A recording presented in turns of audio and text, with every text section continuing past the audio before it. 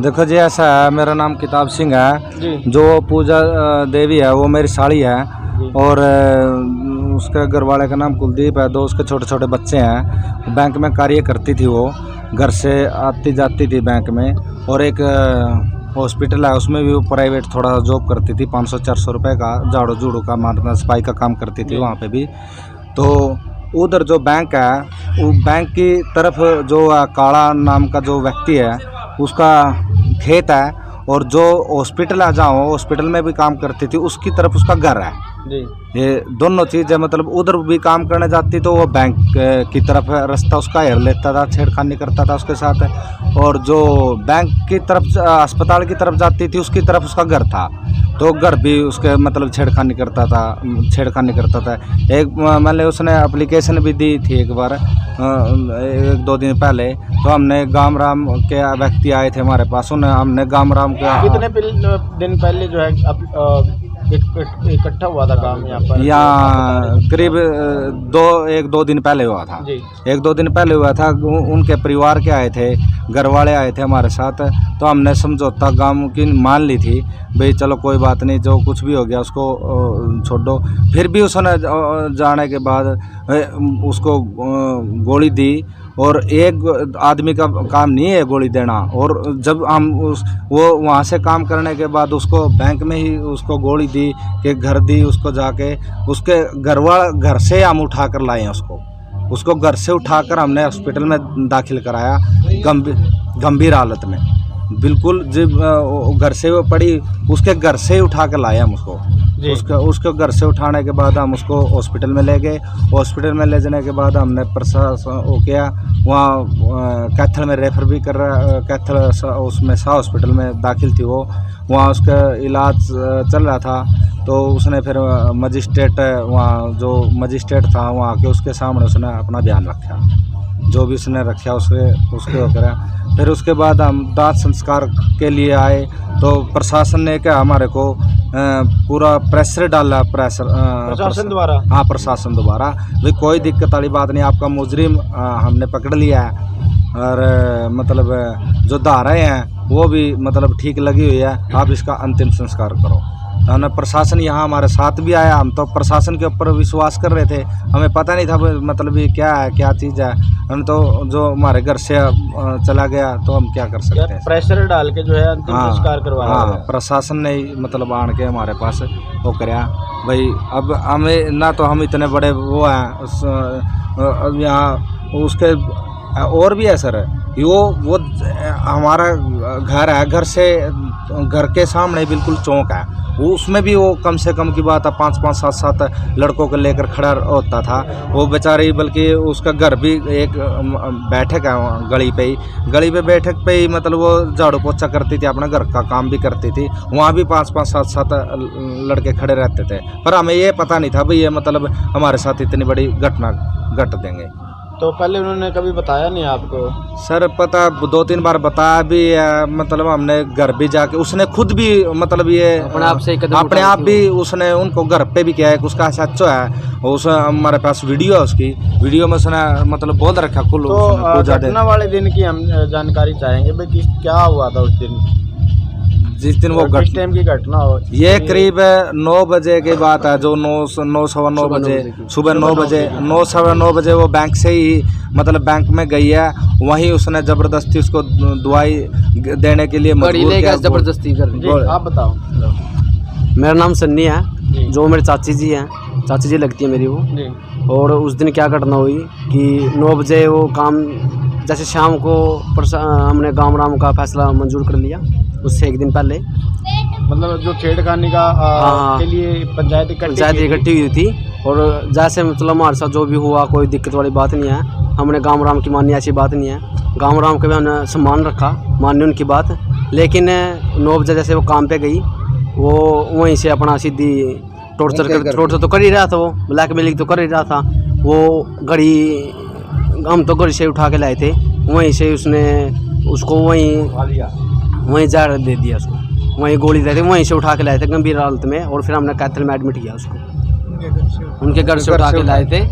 और फिर उनके घर से कम से कम एक आदमी का मामला नहीं है उधर, कम से कम की बात है वहाँ उनके परिवार के थे, पूरा पूरे परिवार खड़ा रोड है। बिरादरी थी वहाँ। पूरी रोड बिरादरी खड़ी है। हाँ, पूरी वहाँ रोड पूरी रोड बिरादरी कोई पता है भाई क्या है क्या नहीं है, क्या सिस्टम है। उनको पूरा पता था उनको उसके कि पूरे मामला परिवार- क्या है, उसके हमें नहीं मालूम था। उसके पूरे परिवार ने, और वो खुद से इकल्ले से लड़ाई लड़ रही थी, ठीक है ना। वो खुद से लड़ाई लड़ रही थी। वो गई तो मतलब ये थी कि भाई मेरा उससे पैंडा छुड़वा दो, लेकिन वो खुद ही उसको टॉर्चर कर रहे थे। इसके जो खुद उसके परिवार ही उसको टॉर्चर कर रहा था। अच्छा जी, पूरा परिवार ही torture? हाँ, उसको अपना वो जो परिवार जो वो है ना, अपने जो वो है काला है, ठीक है ना, काले को समझाने से तो क्या गया। ये गाँव राम में परिवार वाले ही वो भी टॉर्चर कर वो रहे खुद थे। ही टॉर्चर कर रहे थे। तभी और तो वो उनके घर तभी तो पे जाकर खत्म हुआ। उन्होंने क्या कहा। जब वो गांव राव के गए हैं, उन्हें समझौता करवा लिया है। अब जब समझौता करवाया तो उनकी बाद में सलाह भी हुई होगी। उनकी सलाह हुई है, उसके बाद भी उसने वो टॉर्चर करके बुलाई है और जहर दिया है। तो क्या सिस्टम है।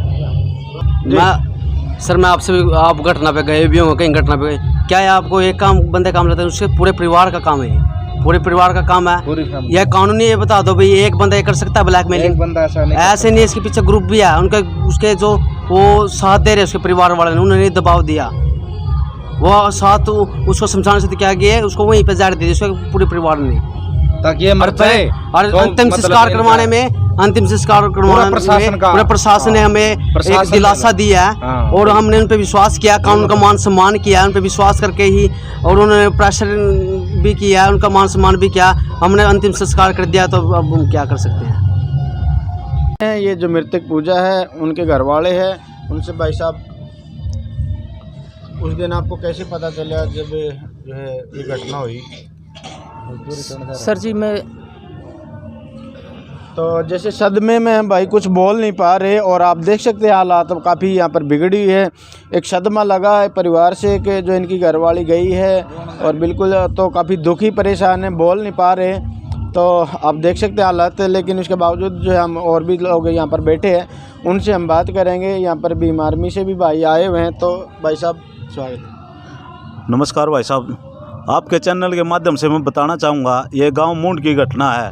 यहाँ पर एक 32 वर्षीय जो पूजा नाम की लेडीज़ थी, जो वाल्मीकि समाज से संबंध रखती थी, और गांव के अंदर सिर्फ 4 ही घर हैं इनके, मात्र सिर्फ 4 ही घर हैं। और यहाँ पे इनके जो हस्बैंड है दिहाड़ी मजदूरी का काम करते हैं, और ये अपना वहाँ पे कोऑपरेटिव बैंक के अंदर झाड़ू पोछे का काम करती थी। और काला नाम का जो लड़का बताया जाता है, वो 3-4 सालों से उसे आता जाता परेशान करता था।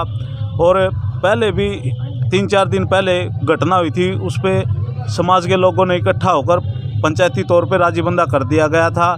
लेकिन उसके एक दिन बाद ही उसने ज़बरदस्ती इसको जहर देने का काम किया, अपने घर पे बुलाकर जहर दिया। और जो इसके परिवार के आदमी है, उनको किसी के माध्यम से, आस पड़ोस के लोगों के माध्यम से पता चला। तो पता चला तो परिवार के लोग वहाँ गए, और वहाँ जाकर उन्होंने देखा उसकी हालत गंभीर थी। और वहाँ गंभीर हालत को देखते हुए उसको कैथल मेडिकल में ले गए, जहाँ उसका उपचार हुआ, और जहाँ उसने आखिरी सांसें ली, और मजिस्ट्रेट के सामने अपना बयान भी दर्ज कराया। किस तरह से उसको प्रताड़ित किया जाता था, किस तरह से उसको आने जाने में दिक्कत होती, रोकता था, वो हर तरह से वो परेशान थी। और उसने अपने बयान में ये साफ तौर पे कहा है, भाई मैं तो मर रही हूँ और मेरे ये आखिरी शब्द है, भाई काले नाम के लड़के को कड़ी से कड़ी सज़ा दी जाए।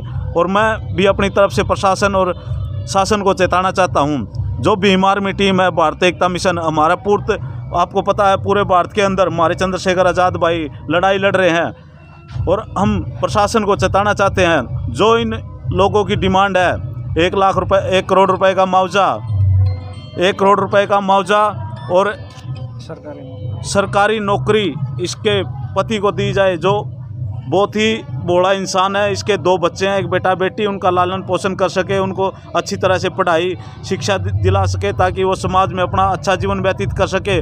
और मैं तो चाहूँगा कि इनके परिवार में 1-2 शस्त्र लाइसेंस भी दिया जाए।